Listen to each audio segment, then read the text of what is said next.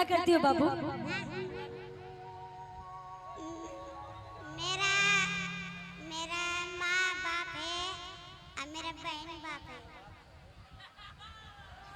अच्छा ठीक है, बहुत अच्छा, बहुत आगे बढ़ो, बहुत अच्छा। जाओ, परिवार के लोग आए हैं ना, जाओ, बहुत अच्छा बाबू।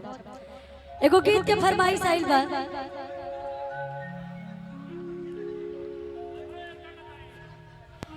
कि कांवर घुघुरवा लाई। अगले साल निशा उपाध्याय जी आएंगे, आप लोग देख लीजिए, ये वीडियो कॉल पे है, कह रही है कि हम अगले साल आपके ग्राउंड पे आएंगे। तो इनका भाई हम लोग स्वागत करते हैं इस भागलपुर की धरती पे 2027 में। हम आप लोग को बता दें कि इससे भी भव्य कार्यक्रम होगा, पूरे ग्राउंड में टेंट होगा, इससे भी बड़ा आयोजन होगा। आप सभी का स्नेह, प्यार, आशीर्वाद मेरे पर यदि बना रहा तो मैं और चंदन भैया और प्रमोद परदेसी, नागेंद्र उजाला, पूरी टीम भोजपुरी की हम लोग यहाँ उतार सकते हैं। इसलिए आप लोग अपना आशीर्वाद, स्नेह, प्यार इस छोटे भाई पे जरूर बनाए रहिएगा।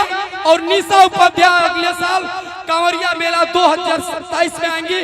और हम लोग के अब तो भाई क्या हो गया, कमेटी की एक सदस्य बन गई खुशी कक्कर, ये भी आएगी अगले साल। इसके साथ आर्यन बाबू भी आएगा। तो हम लोग ज्यादा से ज्यादा कलाकार को आप लोगों को बुला और भजन का हम लोग आनंद लेंगे। आप सभी का बस प्यार बना रहे। के मेला लगल बा बाबा के दरबार में, था एगो चीज ले आई का कि कांवर घुघुरवा लाई, आषाढ़ी के रुआ दमाई, कि हम देवघर जाई मना, कि कांवर घुघुरवा लाई, आषाढ़ी के रुआ दमाई, कि हम देवघर जाई मना, कि जाके जलावा चढ़ाई हम देवघर जाई मना। जाके जलावा चढ़ाई हम देवघर जाई मना। जाके जलावा चढ़ाई हम कांवर लाई जाना। तो कांवर घुघुरवा लाई, सड़ुआ गिरुआ दमाई, साड़ी गरुआ रंगैया, कांवर घुघुरवा लाई, साड़ी गिरुआ दमाई,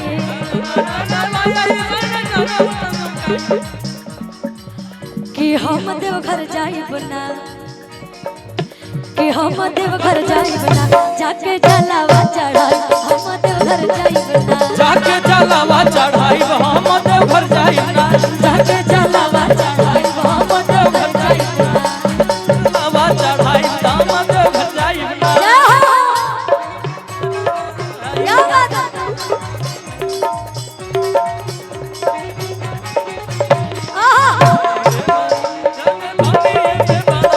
भांगिए बाबा बाबा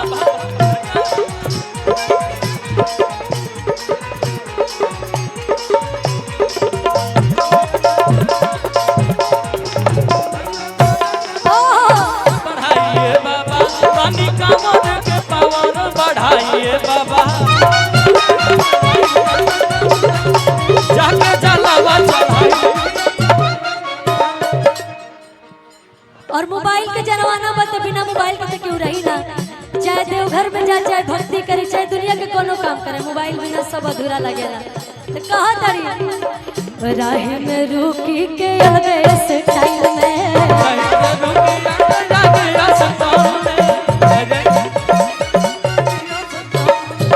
लेवल जाई सेल्फी पिया जी मोबाइल में, माहौल में सेल्फी पिया जी माहौल में। तो नारा बोलबम के लगाई, आ भोला जी के कोहराए, चढ़ाई नारा बोलबम के लगाई, आ भोला जी के कोहराए। अच्छा, कोई ऐसे भोला बाबा की भक्ति करता है? भोला बाबा के चेला जितने सब एनर्जी में रहने चाहिए, एकदम पावर में। भोला बाबा के चेला इतना शांत थोड़ी रहते हैं, भोला बाबा के भक्त इतने शांत थोड़ी रहते हैं, एकदम पावर में रहते हैं, भर सावन।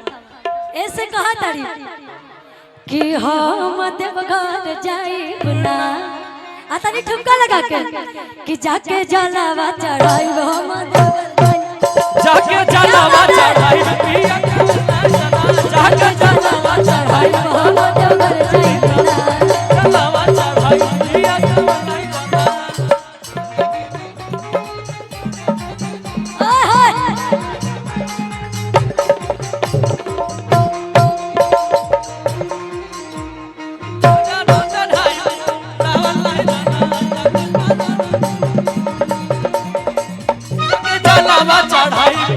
कांवर लइकाना जाके जलावा चढ़ाई पिया कांवर लइकाना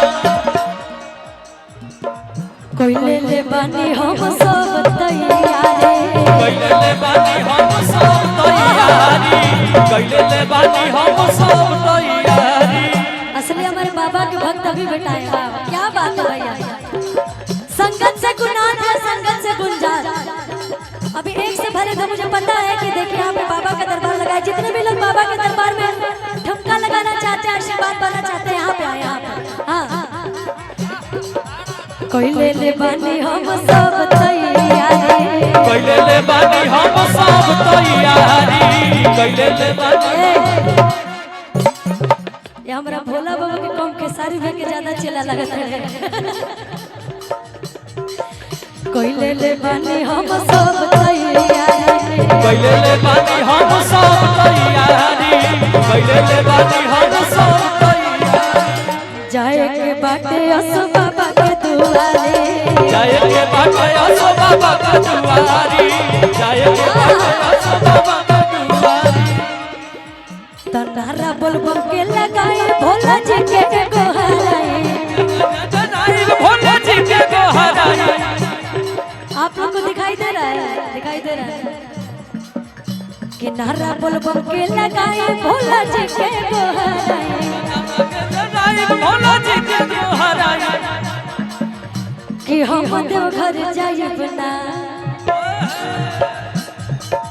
कि जाके जलावा चढ़ाई हम देवघर जाइब ना जाके जलावा चढ़ाई हम देवघर जाइना जाके जलावा चढ़ाई हम देवघर जाइना अच्छा उधर भी जगह थोड़ा हट जाइए उन लोग को भी देखने दीजिए थोड़ा थोड़ा साइड बना लीजिए कलाकारी अच्छा बा कलाकारी में कोनो कमी नहीं है थोड़ा थोड़ा पीछे हो जाओ उधर उधर के लोग भी देखे इन लोग की कलाकारी बहुत सुंदर भाई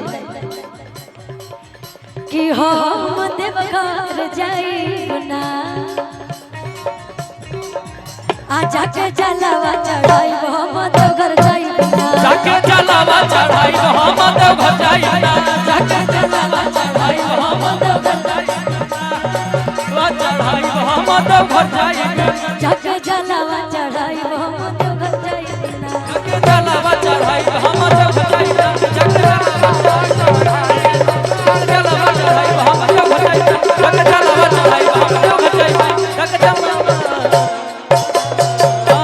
वाह भाई ये तो पूरा माहौल बना दिए भाई ताली बजा दो लोग एक बार अच्छा कहाँ के रहने वाले हैं भाई आप यहीं के रहने वाले हैं